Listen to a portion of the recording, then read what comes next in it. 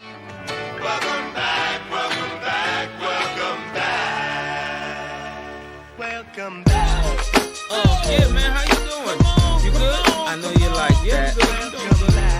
I know you like that. How long you been back, man? Welcome back. You know you like that. Welcome back. You know you like that. Welcome back. You know you like that. You know you like that. Welcome back. What? You know you like that. Come on. You know you like that.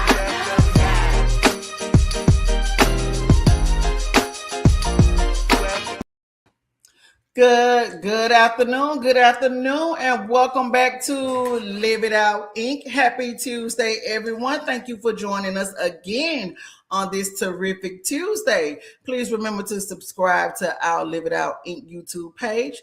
Click like and join us in the chat. Check in and let us know you're watching in, you're tuned in to us. Tonight is going to be a phenomenal night. Welcome to Live It Out Inc., the podcast where we have honest conversation about mental health, healing, and the real life challenges people face every day. I am Janice, your host, and tonight we're talking about something that doesn't get discussed enough: the mental health and emotional toll of high stress careers. Last week we had teachers, but what happens when emergencies happen? There are people who answer the call literally, but what happens to the people who are constantly helping others through the crisis?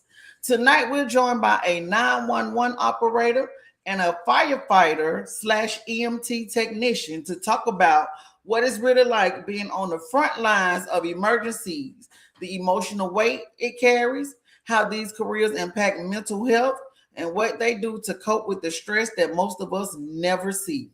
This conversation may be emotional, powerful, and eye-opening, but it is an important one. So wherever you are listening from, whether you're on YouTube, whether you're on Facebook, in your car, at home, at work, take a moment, get comfortable, and let's live it out together. I want to introduce my guests tonight, Mr. Randy and Mr. Desmond. Come on in.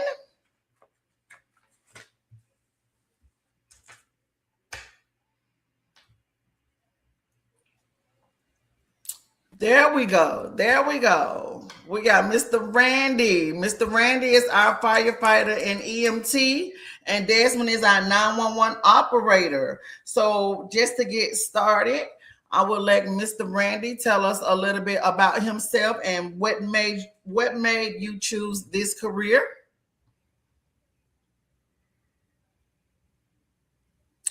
You can't hear me?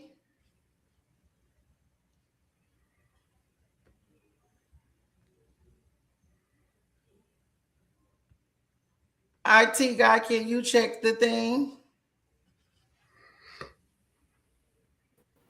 Move on to Desmond until we get Randy situated. Okay. Desmond, can you hear me? Yes. All right. Okay, Desmond, go ahead. The same question. Tell us a little about what you do and what made you choose this career. Absolutely. So I am a 911 professional working in the 911 industry. I've been years now. Really something that I fell into. I didn't search this job out. It kind of just found me. I tell the story all the time, but my mother was actually applying for jobs, and at the time you had to take a test to go through the hiring process. And she was like, I want you to take this test with me. And I'm like, sure, whatever. So we both applied, we both took the test, and we both passed. And one day she came to me, and we're going to keep going through the process. But she sat down and she was like, I think that you would do a much better job at this than I would. So I'm going to drop out and I want you to keep doing it. And I kept going through the process. So I think probably like 3-4 months later, I got the job, and I've been in it for 11 years. December of this year will be 12 years. Oh, wow. Well, congratulations on your work anniversary. Congratulations. Randy, can you hear us now? I can hear you now. I'm with you. Okay, there we go. Okay, so the same thing, Randy, tell us a little bit about you and how did you choose the career as a firefighter and EMT? Okay, I'm Randy Graham, father of 3 boys, 22, 12, and 9. I've been a firefighter with City of Atlanta for 10 years. Well, 9 going on 10 years. It'll be 10 years in October. To be honest with you, I don't have a superhero story with mine. I came up with, it was an opportunity that came up. I took the opportunity and I just happened to fall in love with the job. Oh, good. So you didn't, when you was growing up, it was not like, oh, I want to be a firefighter. No, I didn't have that. I don't have that story.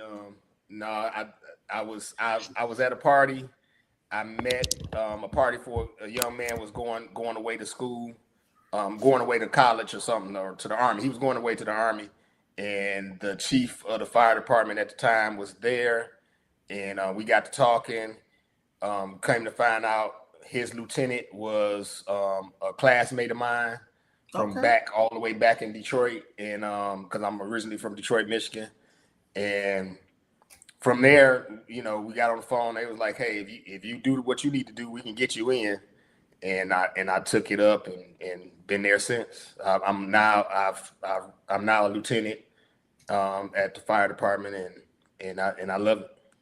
Oh, well, congratulations on being lieutenant. Now, guys, before starting this work, what did you think the job would be like versus what it actually became, especially since both of y'all said you kind of just fell into it? So what was it? What did you think it would be like versus what it actually was? And we can start with you, Desmond. I will say I had no idea what to expect. I'm gonna take that back. What most people see about 911 is what they see on TV, what they see on CSI or whatever, and it's all the computers and the craziness coming in. So that's kind of what I thought it would be, and then I got into it and I realized it's not that.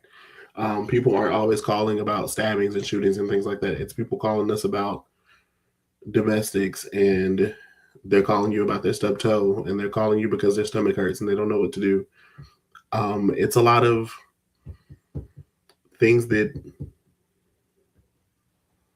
I wouldn't say is an emergency, but I know for these people in that moment, it's the worst moment of their life.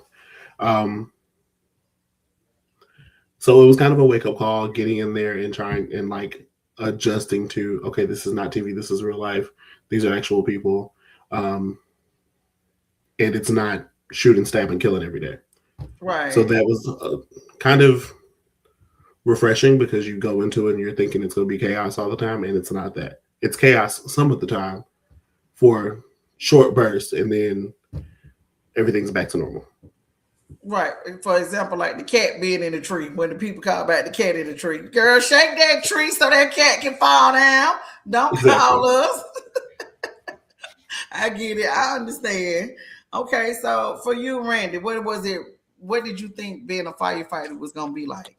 I didn't come in with a fairy tale. I kind of knew that it was gonna be dangerous. Okay. And I took the point of view. The job I left before that, I knew I could go back. And when I was in training, I said, okay, if this job seems like it's gonna be too much for me, I'll leave. I didn't want to take the job and be out. Supposedly we supposed to go out and save people's lives, and I didn't want to be out there and feel like I couldn't do it and risk my life and somebody else's life. So I had already came up in my mind, if it's not for me, I'll just leave. So with that, like you went in, like when you took that, because you a firefighter, y'all. I mean, even when you think about 911, when them people was first one in the building, not really knowing what to expect, not knowing what was gonna happen.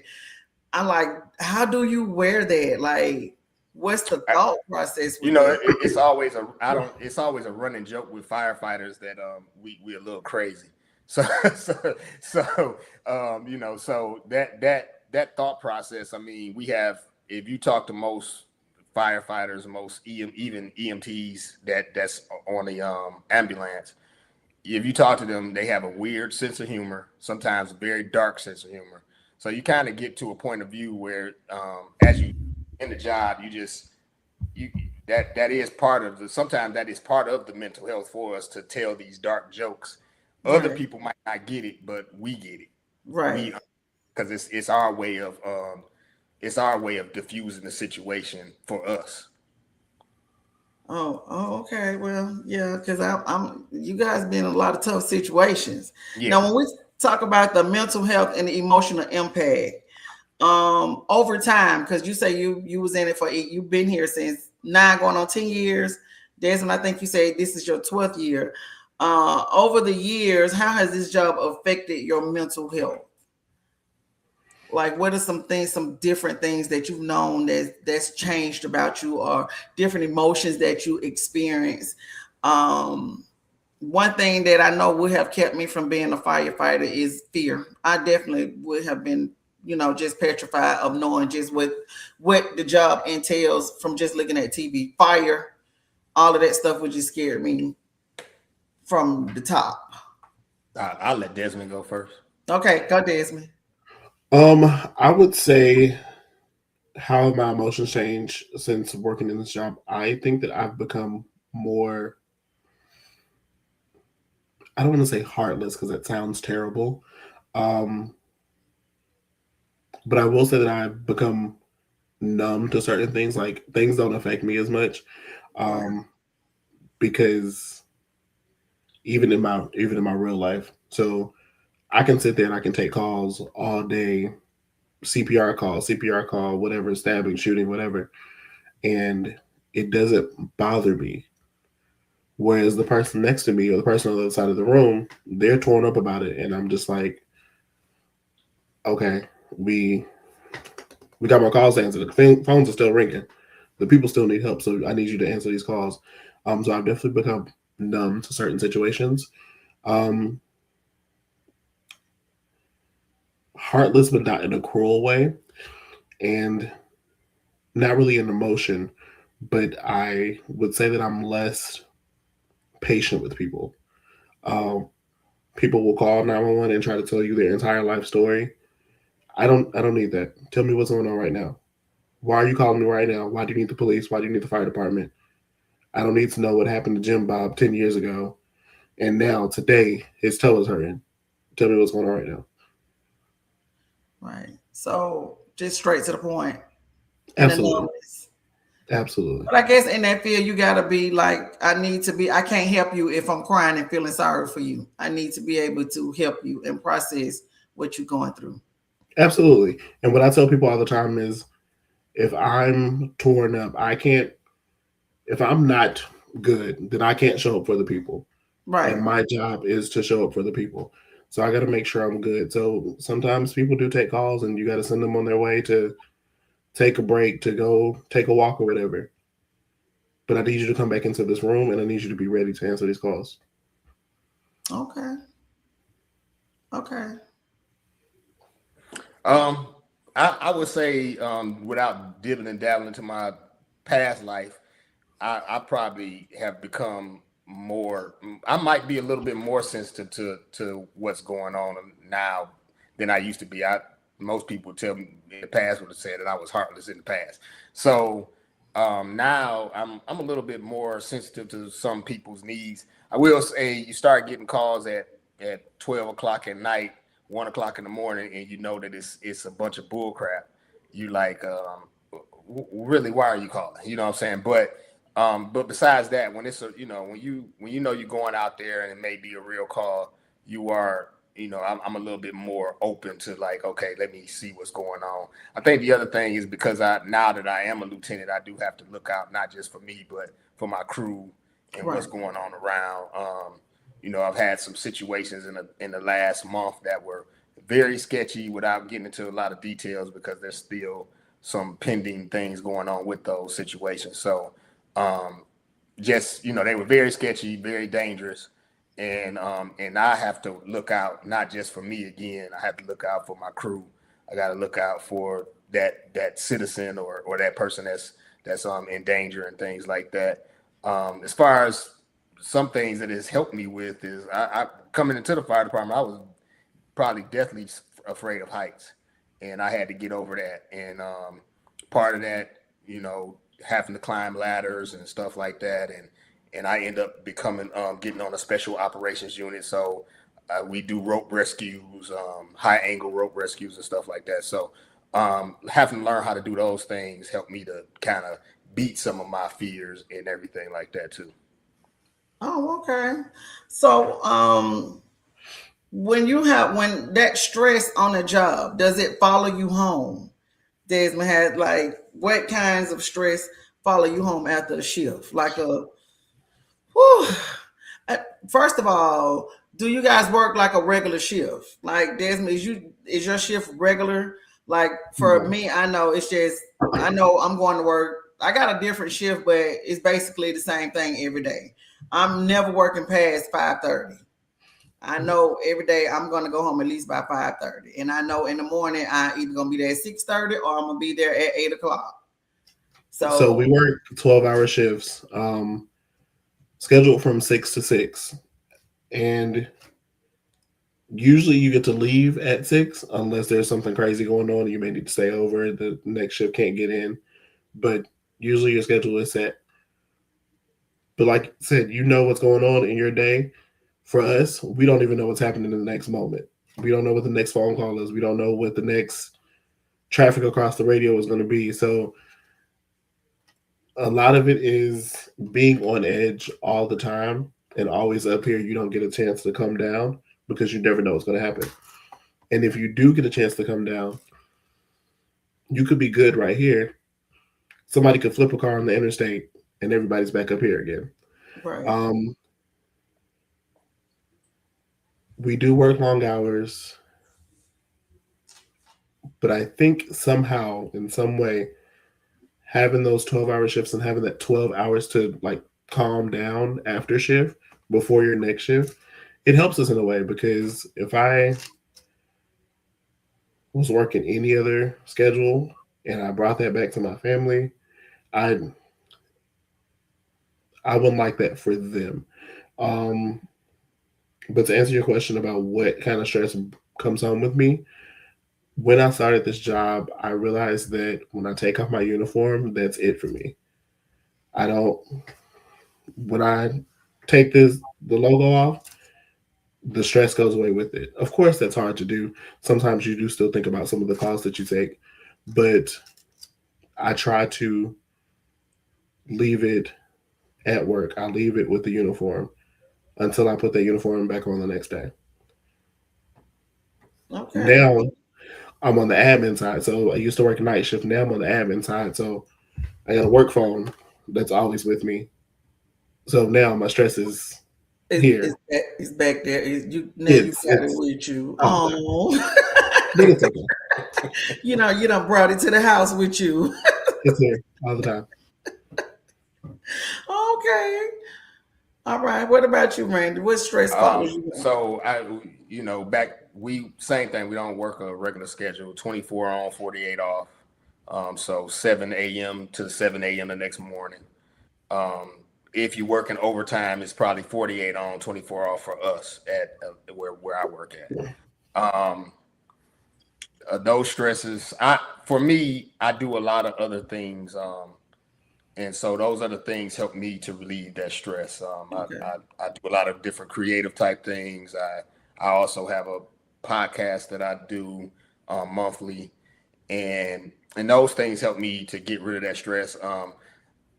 Firefighting is hard on regular life. A lot of firefighters have, it's a running joke that you're not a real firefighter until you've been through one divorce. so I've heard that. So, and I've been through my divorce on the fire department. So, those things happen as far as that. And I don't know if stress from the fire department actually went home with me. A lot of times I try to leave that at the station. But I can't say that some of the calls that we get and some of the calls I've seen haven't, messed with my head a little bit and everything. I do go to therapy. I have a therapist that I go to.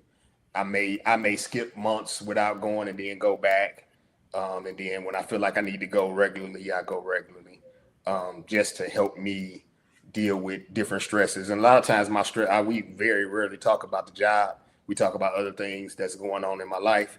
Right. But I feel like that helps me to deal with the job better also.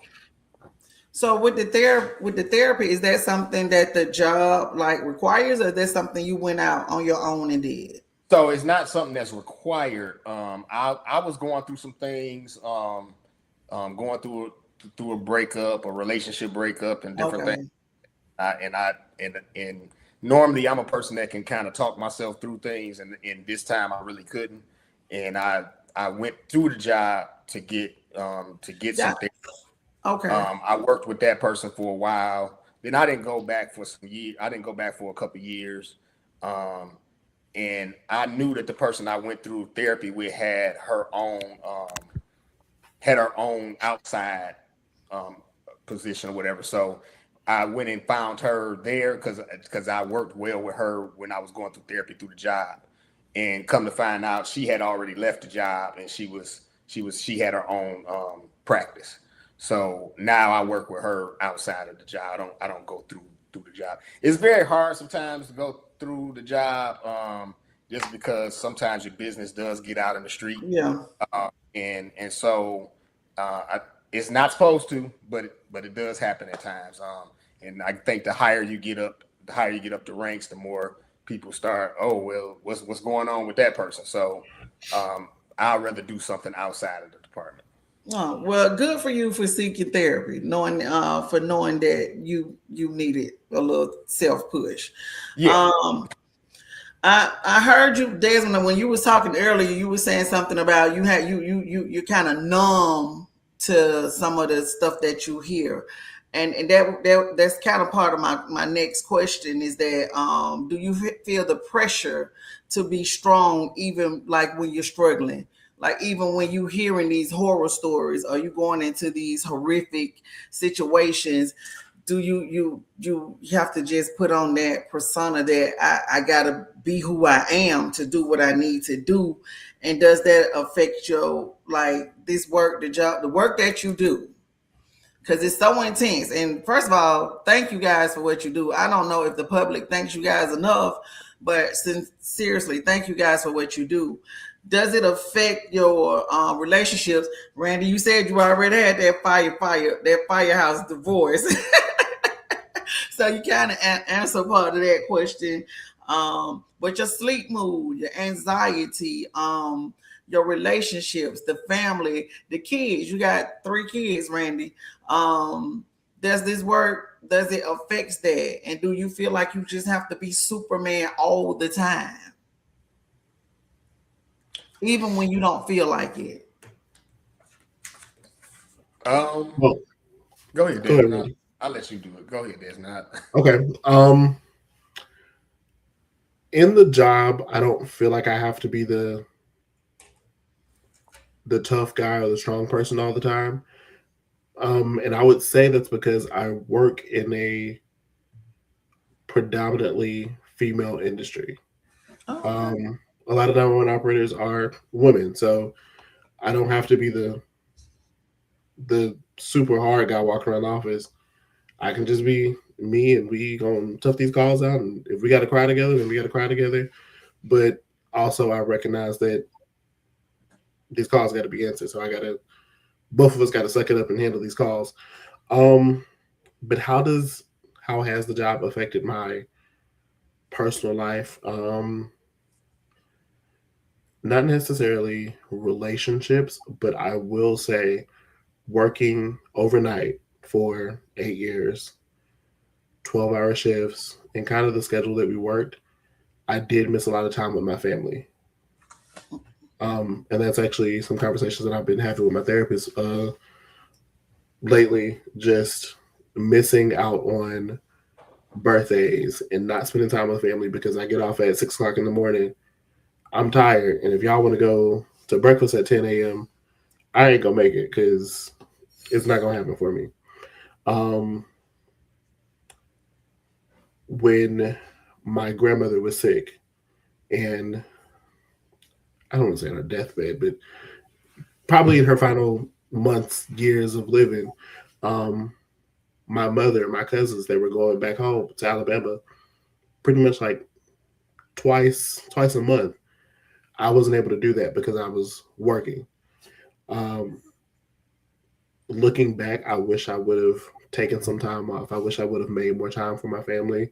I wish I would have not been so tired and gone back home. Um, is there anything I can do about it? No. Does it really affect me and I'm torn up about it? Not really, but it's definitely something I think about and the things that I wish I could do differently. Right. Um, so I would say that's how the job has affected my mental and just the I and my personal relationships. I wish I would have made more time for my family, especially in those first couple of years, because I threw myself into work. I lived right across the street from the job, and if they called and said, "Hey, so and so called out, you want to come work overtime?" You was I'll be there there. in 20 minutes. Yeah. And I was there, and I was working like crazy, and I worked myself too much, and I missed out on the important stuff, the family stuff. But we're doing better. Absolutely, Right. absolutely, Okay. Okay.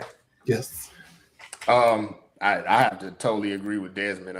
And I probably still miss out on a lot of family stuff with my children and stuff now with not being being separated and not being in the household with them. I do miss a lot of things. Some of the things, I chalk it up to I have to make this money so that they can do the things that they need to do also, you know what I'm saying? So that's part of it. So I'll be honest with you. I got a call earlier today to come to work to finish the last half of the day out, and I was like, I can't do it because I knew I had already made this obligation right here, and so and I, the job as far as being a first responder, I do wish you I wish you could have got a police officer and maybe even a female on here to hear from their point of view, because I mean, especially with a female firefighter, being in a male dominated position, having to basically be at the station all day with a bunch of men, just to see how that affects them mentally, because I can't speak from that point of view. I can only speak from the point of view of me being at the station with a bunch of dudes. I'd be like, I want to be around a woman from time. Right. I don't want to be at the station with y'all all day. But at the end of the day, it's the job. Like I said, I do love the job, so I don't want it to sound like I have much problems with it. But I also want to sound like it's just this fairy tale. It's we do a lot. We go out. You never know. Like 1 minute you sitting there laughing and joking, maybe even watching TV, might even be taking a nap, and the next minute you got a call and there's a blaze going somewhere and you got a fire going on, or you got to go to somebody's house for a CPR call. And then every now and then you get those calls where you go and you see the regular person that calls you every day and he's funny or she's funny, and you get to laugh at that person and laugh with that person and get them on their way. So you go from so many different extremes with the job that you just have to take it as it goes. And to me, that's the way I try to live it. I just take it as it goes. Today might have been a rough day, but hopefully next shift it'll be a little bit better. Oh, okay. What? Let me ask you this, Randy. Why are you guys the first one on the scene?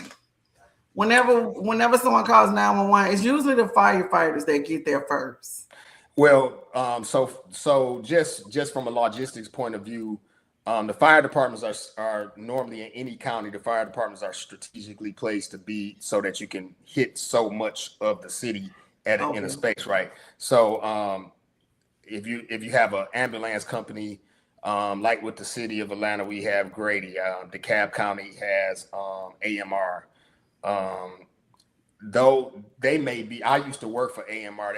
You may be all the way on the other side of the cab and get a call on this side of the cab, and so the fire department will get there first before you will, because they're closer to their house, and so that's why most fire departments you're gonna see EMT in Atlanta we have EMTAs, or in Georgia, I'm sorry, we have EMTAs, which is considered advanced EMT, and they can do a little bit more than just a basic EMT. And then you have paramedics, like I am a paramedic, so then I can do basically a lot more than they can do. I can give narcotics, I can go that route and different things like that. So that's the reason why we'll be there first, because we're just closer to that address than ambulance would be. Then the ambulance, okay. So we just get there to get started for them.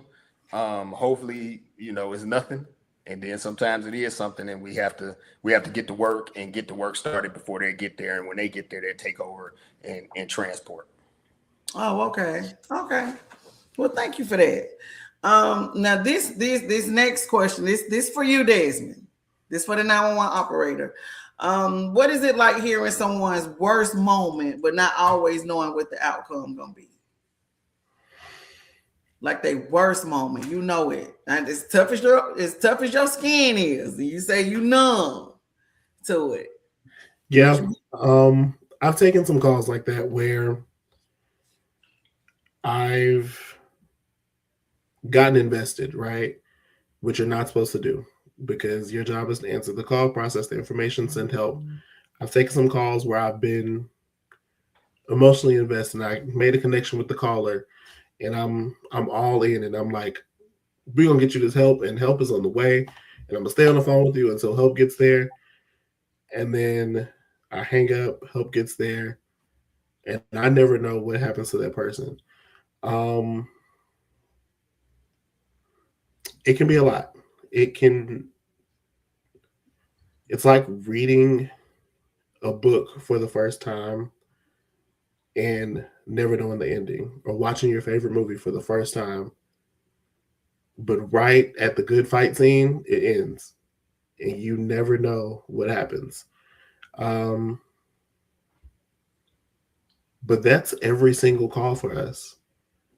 Our job isn't to know the ending. Our job is to handle the beginning and get help started. So I take the story and then I send out the help. That's probably the hardest part of this job, is because all we have is people's voice. Randy's on scene. He can see what's going on. Officers, they're on scene. They can see what's going on. All I have is what they're telling me. And if somebody's telling you a story, you're imagining what's going on. And 9 times out of 10, what you're imagining is much worse than what they're actually telling you. And we get these mental pictures in our head, and it's the absolute worst thing. But then officers, firefighters get on scene, and it's just, it's a little bit of blood, or it's not even serious, it's a poke. But when they was talking to me, they were talking about somebody's been stabbed and there's blood everywhere. It's a massacre. Sometimes we reach out to our responders to get some follow-up. Hey, just want to know what's going on with this call, or what happened with this. It happens sometimes. I will say at my agency, our responders are really good about letting us know what's going on. And if it is a really tough call, our fire department, they're really good about including us in those debriefings, those conversations that happen after they've handled the call and they need to talk about it. So they invite 911 to be a part of that conversation as well, because we were a part of the response and they don't want to leave us out of that. But it can definitely be a challenge hearing the beginning of everything and getting no follow-up. Like, have you ever taken a call, and like you said, y'all, you take the call, you send the help, that's it. But you saw the results, like maybe on news or something, and you was like, I took that call and they didn't make it, or this is what was going on. Yeah, absolutely. Luckily, I've only heard my voice on the news in a 911 call one time. Yeah, I saw that. I saw you on news. Yeah, I've been on there a couple times. That happens. Sometimes you do see it, and it's like, oh, I took that call, or I was at work that day. Of course, we love the feel-good stories when the outcome works out well, but sometimes it doesn't, and it's like, oh, dang. And sometimes we even learn stuff from the news that we didn't know. So I could be working at overnight and at 10 a.m. or 10 p.m. take a call, and then the 5 o'clock news come on, they talking about the story, and I'm like, oh, I didn't even know that That that was happened. yeah. So of course we don't get all the details. We just get what the person on the phone tells us. Okay. Now, how do you handle calls with children and domestic violence? Because children are like that's a tough call. Um, Children calls are tough. Like I said, I'm kind of numb to it, so I'm able to process any type of call. Um, Usually with no issues. Um, Children are always tough because I don't understand why somebody would want to hurt a child, or why is a child in pain? Why does a child have to suffer? Um, Domestic violence calls, it's really a different mode that you tap into, and you want to be, because all I have is my voice. I can't like wrap my arms around this person and be like, it'll be okay. I have to be that nurturing person over the phone, but also I still have a job to do, and I got to ask you these questions, and I got to get help on the way. So sometimes you may have to be a little stern if they're not listening to you. You may have to repeat yourself a couple of times, but it all works out in the end. But child callers are definitely, or incidents involving children, are always a little tough. The toughest calls for me is when somebody calls me and they need help and I feel helpless. Like sending the help doesn't even help the situation. Right. I've taken a couple of calls like that. Two in particular that I always tell the story about. One of them was a sexual assault call, and the other one was a domestic that turned into a homicide. And it's always like, there's nothing that I could have done to change the situation, help getting there quicker, and answering the call sooner. None of that would have changed. And those are the calls where I absolutely felt helpless. And those are the ones that stick with me. Wow. Yeah. So how do you deal with that? Because I'm quite sure it's some that lingers with you than others. How you switch it off? Like, how do you turn that switch hearing those traumatic calls? You See, because this is a part of first responders that the public don't know. right. They don't know this about y'all. They don't know the emotion. I can say I don't. It never really switches off. Wow. It never really switches off. I can agree with them. Like going to a call where you know it's nothing you can do, and you got family crying and hysterical and looking at you like you know, because they've seen on TV people start pumping on the chest and they gonna come back, and that's not real life. Right. And so it don't turn off. You think about that for a while, and sometimes you might go to another call and it may come back to you later on down the line, months down the line. It may come back to you, that one call that you went to months ago. So it really don't turn off. It's just really just keeping on going. You know, just keep on going, keep working, and understanding that this is part of the job. Yeah, like learning how to cope with it. Absolutely. That's the okay. Okay, so this is for you, Randy, for the firefighter. And we just talked about you replaying the calls in your head and wondering if something could have done something differently, if it could have gone differently or something like that. And the adrenaline, how does the adrenaline affect you? Because firefighters, you guys have a weird sense of humor. Yeah. Y'all got this own little code that y'all live by. That do. Adrenaline. There's no doubt we do. I mean, the adrenaline. I mean, I don't know. I don't think for EMS call the adrenaline is there for most people. There are some people that's in the fire department that they love EMS like that, and so they go on the EMS call, and as soon as they get that call and they looking at the notes, that adrenaline is there. For me, when I'm looking at the notes, I look at the notes and I'm saying, okay, what do I have? If it looks serious, then I start calculating in my head, okay, what do I need to be thinking about, what I need to do? I know you asked him about children. For me, Those are the calls that I think about a little bit more on the en route, because medications and different things for children is much different than doing it for an adult. I gotta have that dosage right, or I could definitely really hurt that child. So that's a little bit different. I will say my time working at Children's Hospital, I work at Children's Healthcare of Atlanta now too. So and I'm a paramedic in the ER there. That helps me with dealing with children a little bit better, because I'm dealing with them every day when I go there. But the adrenaline, I mean, it's a lot of adrenaline when you get in a fire call, because from the get-go, one thing we know about an EMS call is that Grady's coming or ambulance is coming. AMR, one of those two are coming. Right. With fire call, it's us. That's it. No one else is coming. It's gonna be us. And so that adrenaline is there from the start. You, especially when you at nighttime, you sleep, and that call come through, and it's from 0 to 100 like that. So it's no way to really explain it to you. Right. Besides just, I mean, if a person think about getting on a roller coaster and you about to get that drop, and you at the top and you about to go over, that's probably the best way to explain it. That feeling of it's you just fast. All of a sudden you're going up slow, and boom, That drop down. that drop is there. So that's the best way I can explain it. Wow.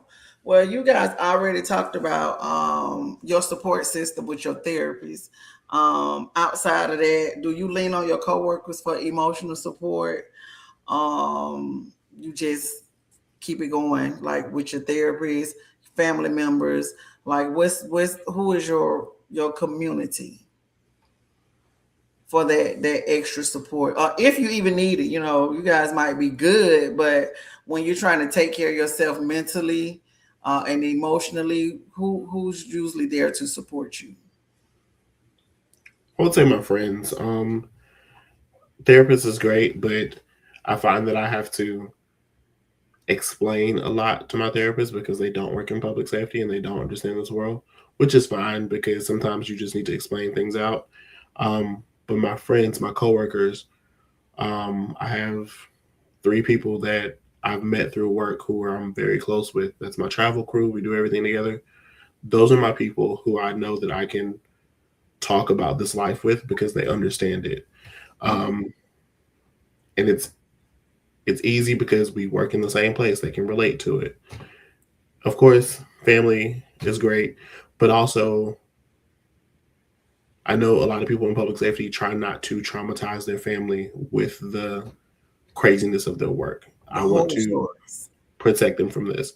So I wouldn't come home, and if I'm upset about something, I'm not going to sit here with my mom and be like, hey, so I just need to talk to somebody today because I listened to somebody get shot in the face.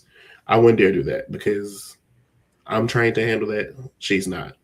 That makes sense. That makes sense. Because you want to protect I don't want to hear that. Exactly. Yeah.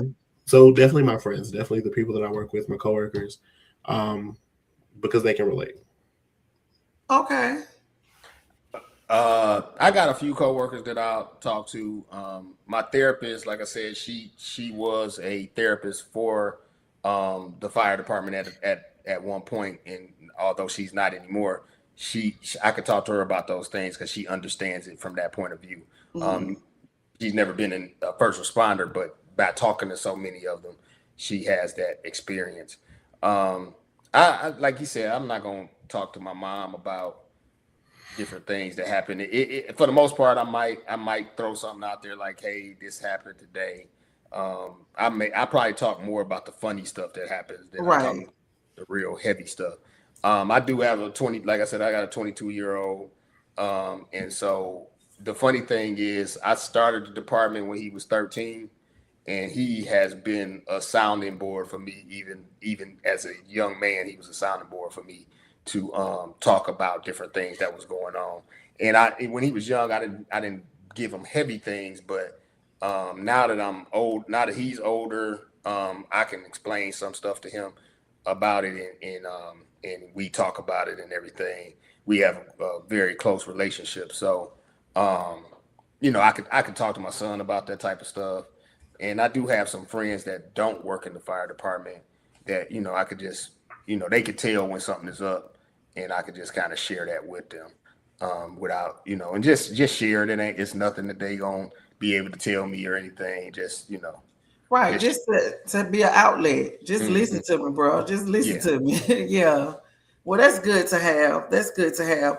Um, what's something this job has taught you about life? Just like life in general, being a firefighter and a EMT and a 911 operator, outside of your job, just about life in general. You growing as a person, a family man. I hear you say you traveling with your friends. What's something that the job has taught you about life? Um, Working at 911 has taught me to definitely enjoy life because this one I have is not promised. Anything can happen at any moment. Um, some of the calls I've taken, I've been on the phone where things were fine and then they were not, and people went downhill fast. Or some freak accident happened while I was on the phone. So I know this life is not promised. So enjoy every bit of it. Um, to not take life so seriously. Um, to have fun, work hard, but also enjoy yourself, and just to take care of yourself. You can't show up for the people if you can't show up for yourself. So I think that's probably the number one thing is you need to make sure that you're taking care of yourself. If you're going to work in a public service job where you're serving other people, you got to make sure that you're good because you're not providing the best service to other people if you're not okay. Okay, I can agree with that. I Yeah. can agree with that. I have to. I mean, just same thing. Just live life to the fullest. I can say this. I enjoy my job. I love my job, so it's easy for me to go to work. Um, some people that's in the fire service or in probably in emergency response, they might not love it like that. So it may not be easy for them to go. But I say live life to the fullest. Um, you only get this one life. In the words of Drake, YOLO. Yo, you only live once. So you, Yes. you only get this one time, and so enjoy everything you can enjoy. Take the things that's serious that need to be taken serious, but laugh as much as you can, enjoy your family as much as you can when you can. Um, my son's grandfather was a pastor, and he used to always preach this sermon called "Living in the Moment." No, Um, and definitely. so, live in the moment. That's the best way I could put it. Live in the moment. Be honor that moment that you're living in. The future is gonna come. We know we're gonna live on. Life is short, but it's long. Right. Most of us are not gonna die right away, but you just never know when your time is here. So just enjoy it. Live in the moment. Right. I'm gonna go to the audience. If you have any questions, go ahead and put them in the chat while we continue. I'm gonna give you a couple of minutes to put your questions in the chat.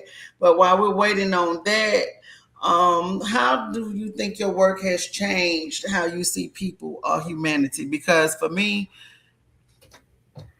the world has definitely changed. I don't know if it's because I'm older, but it seems to be a lot more crueler. It's thoughtless. People seem to be a little bit more selfish. Um, and it's like to me, it's like everybody is everybody for themselves. People are not as compassionate as they used to be. And that's my personal opinion. It's just how I see people. Nothing in concrete. It's just I notice that everyday life everybody in a rush.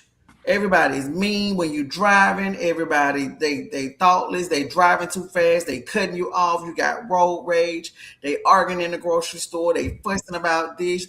You can't stand in line nowhere without people arguing. Everybody's impatient. Everybody angry. Nobody has no emotional language. People don't say excuse me. I'm sorry. Uh, it's like everybody is just mad. It's like the whole world is almost angry.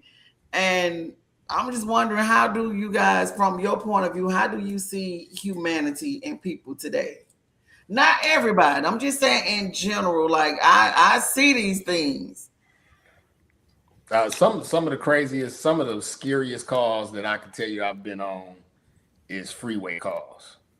Having to Oh, get out on the freeway, red lights and all of that, and people still would speed around you to get to where they're going. They don't care that you out there, that you may get hit, and different things like that. And in the fire service, people know people that have been hit on the road, responding to a call. And so those, I mean, and I run into fires, and that's not as scary as being on that freeway when people driving past you going 100 miles an hour and they see your lights on, they see you stop to help somebody. right. So I mean, I agree with you that people are not as considerate as when I was first started driving. You had to pull over when you see, Yeah. When the you know, red lights come, and people do not pull over; they just keep going. So that I agree with you. But I tend to just not even worry about that because I just people gonna be people, and funny thing is it's not their emergency, so they don't care until it's their right. emergency. Until it's them. Yeah. Mhm. I would agree with everything that you listed over there. All the people are angry, people are just upset. Um, I think the way that it has changed how I see the world, people are afraid to have conversations with the people around them. People are afraid to simply go over to their neighbor's house and be like, "Hey, can you stop doing that? Can you can y'all chill out?" They'd rather call 911, they'd rather call the police, and now you're involving us. And now you're adding this extra layer on it. And it's unnecessary. Just go talk to your neighbor. Um, You can't go talk to these people. and on the flip side of that, I will say I've learned this that people are quick to shoot back. People are angry. I'm like, people like seriously. Back in the day, you could hit the broom if your neighbor making too much noise. You could bam, bam, bam, bam, hit a couple of times and let them know the music's too loud or whatever. You're making too much noise. You do that today, they about to come outside and knock on your door. Why you being on my wall like that? Yes. You not you. It's not the same. It's not the same. It is definitely a generational shift. You We used to talk to cannot. each other a lot more back in the day too. We You used to did. talk to We your did. neighbors. You had a rapport with your neighbors a lot more in the day. I mean, I'm not gonna lie. I've been living in my house for almost a year now. I just bought a house last year, and my mom has come to visit from Detroit, and she know more the neighbors than I do because I'm always at work. So, Right. so I mean, but people talk to people. But I do try to wave at the people when I see them in neighborhood and stuff. But people used to talk to their neighbors a lot more and talk to the people around them a lot more, and so you had a rapport. So I could go and talk to your kids and tell them, "Hey, chill out." Right. Um, but nowadays, if you don't have that, I wouldn't expect you to say anything to anybody. I don't want nobody saying nothing to me, and you don't know me. You know what Right. I'm saying? Don't come talking about what I got going on, and you don't know what's going on over here because you haven't spoken with me at any other time. Yes, it's definitely. I feel like it's definitely a disconnect with humanity, us, and with this technology and stuff. We do not socialize. We do not talk. We got these. We do not Yep. do anything. So that's why your job is going to be that much more busy. Mm-hmm. And that's why we're calling you guys more because I'm going to call you before I go say anything to anybody. I'm not getting ready to argue with you. No, you can argue with the police because I'm not getting ready to do it. And it's sad that we're there, but that's the world that we're living in right now. That you guys are the safe space for people that don't want to be confrontational. And you dare not say nothing to the young people these days. Like you can't even pull up at the red light with the water boys and they taking people cash out, taking their phone and stealing their money off their phones. It's a lot to deal with. It's just a lot to deal with out there in the world today. But again, we thank you. I thank you guys so much. All right, closing question because we are winding down. This has been really good, really good, really good. What advice would you give someone who is in a stressful career who feels mentally exhausted? Because it's people that's in your field that feels mentally exhausted and they don't know what to do, especially if they just coming into the type of work, the line of work that you guys do. I would say if you are feeling something, if you are feeling a way, you have to let somebody know. You cannot sit there, go to work every day, sit in the corner, and try to push through. If you are having some mental health issues, if you're not feeling up to it, if you're feeling burned out, you need to talk to a supervisor, talk to a director, wellness coordinator, or whatever. Let somebody know what you're feeling so they can step in and do something about it. Because you just sitting there and let it pile on, it's not gonna work. It's gonna affect the quality of your work until you explode, and then you may end up losing your job. So I talk to somebody. Always talk to somebody. Let somebody know what you're feeling. Let somebody know what you're going through. Um, I've seen it countless times where people in my own workplace have been going through things and not talking to anybody, but then the person over here has said something. They mentioned it to somebody. We made something work for them. We made something happen for them. But you over here just sad, upset, mad, angry at the world, but nobody knows what you're going through. You got to talk to somebody. Right. I totally agree. Communication is the most important thing. Find somebody at the job that you can talk to. Find somebody at home, family, cousin, brother, sister, mother, father, son, whatever it is, wife. Find somebody to talk to that will listen, not judge, and let you just get it out. Because we get so much dumped on us. Desmond taking the call, I'm going to the call. That's dumped on us. So you have to be able to get that off at some point. Because even us, we got, Desmond, I can guarantee you that he has family and friends that dump on him even more when he get home.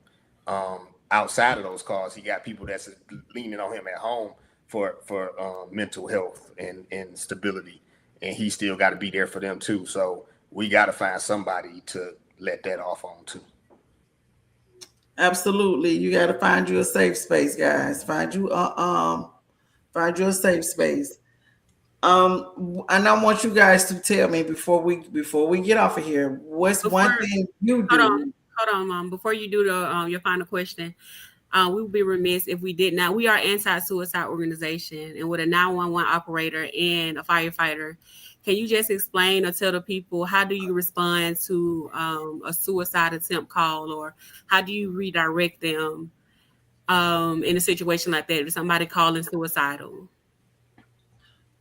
Good question, Doug. Thank you. That is a good question. So, people all their life have been told to call 911. While 988 does exist, we do our best to educate people about 988. But when they do call us, we have access to transfer them to the suicide hotline, or depending on the person that's answering that call, sometimes we just tough it out and stay on the phone with them. Of course, our job is to get information, send help, and sometimes we have to play therapist and kind of talk this person down. That's for somebody that's calling us thinking they are having suicidal thoughts, ideations. But for somebody that does an active attempt, I have to get help there as quick as possible. Try to figure out what's going on, and then from there, my responders will try to get some mental health help to the person. Okay. On my side, I mean, depending on what the suicide call is, if they have weapons on scene, our first protocol is to make sure that we get police on scene first to disarm them and get that situation handled. Then from there, I mean, it's up to us. If we need to give any medical attention, we do that. And like I said, we transfer over to a transport unit to get them to where they need to go to get the rest of the help they need. Oh wow. Okay. So with that, Doug, can you put up the 988 or the suicide prevention information, which we should have been doing anyway? But thank you guys for that information. And it's a mental health. What's the mental health number when they call for the police if it's a mental health situation? Is it just 911 or is it a different number? You have to ask Desmond about that one. I don't know. We encourage people to dial 988. We educate people to dial 988 for someone having a mental health crisis. If they do call 911, of course, our job is to get all the information. I will say that now compared to 12 years ago when I did start, the training for first responders when it comes to responding to mental health crisis has been amazing because now they understand what's going on The when they get significance to the of it. scenes. 20 years ago, probably not. So I think that that's a positive in the public safety side where they're training people to be more aware of these situations and to be more aware of people's mental illnesses and disabilities and things like that. Our responders, I'm pretty sure they go through some type of autism um, awareness training. They learn about different disabilities. They learn about different mental health crises. So I think that public safety is doing a great job at training first responders on how to handle these situations and what to do when you encounter these certain situations. So is that the same for EMTs when you pull up and it's a mental health crisis? It's the same. I mean, the training is there. It's a lot better than I could say even just 10 years ago when I started learning about those different mental situations. Somebody that's suicidal, or like he said, autism, different things like that. It's the training is there, and we just have to do better about picking it out right away, trying to get Identifying, yeah. and figure out, oh, okay, this is what's going on. Everybody, the running joke for me is that shoot, some of us on the spectrum in the fire department. So Right. so I mean, we have to figure out what's going on. Like I said, it's a job where you do have to keep your head on the swivel. You never know what's the next thing. So dealing with somebody that's going through a mental health crisis themselves, you just want to make sure that you're not going in there and doing something that's just going to set the whole situation off the wrong Right. way. Me being a paramedic, I can sedate, I can do different things on the street to get them in a more calm state and get them, to where they need to go. Right. Okay. Well, thank you guys again. Thank you so much for all of the information. Thank you for sharing the bits and pieces of your life in this stressful job that you do. Thank you for all that you do for us. And I want you, before we leave, to just tell us one way that you live out your best life doing all of this that you do every day for everybody else. What do you do for you to live it out? Travel, booking a flight, booking a cruise, booking something. I'm going somewhere. Okay. Traveling. Like I said, I just try to live in the moment. I do creative projects. I do different things to just try to de-stress myself and not think about the fire department. So when I'm off the fire department, for the most part, I'm doing my own thing. Oh, awesome, awesome. Well, you keep doing that. Thank you again. Oh, Randy, give us the plug for Randy is also an author. He has his own podcast, and some other things that you're doing. So put your plug in, Randy. Well, I sent you can reach me on Instagram at the handle that's on the screen, Randy R. Graham. And from there you can click my link and you can find all the different things that I'm involved in. Okay, awesome. What about you, Desmond? Anything you want to plug in? Um, no, I ain't got nothing. Look I at just him. go to work. Why he out the country? Talking about traveling. Why he already out the country? Throw just your listen. ears up for Live It Out Inc. Thank you guys so much. Thank you guys so much for joining us tonight. For everything you do, continue to live your best life. Go forward and be great. Keep saving lives one day at a time, guys. Thank you, everyone, for joining us. And we'll see you next week.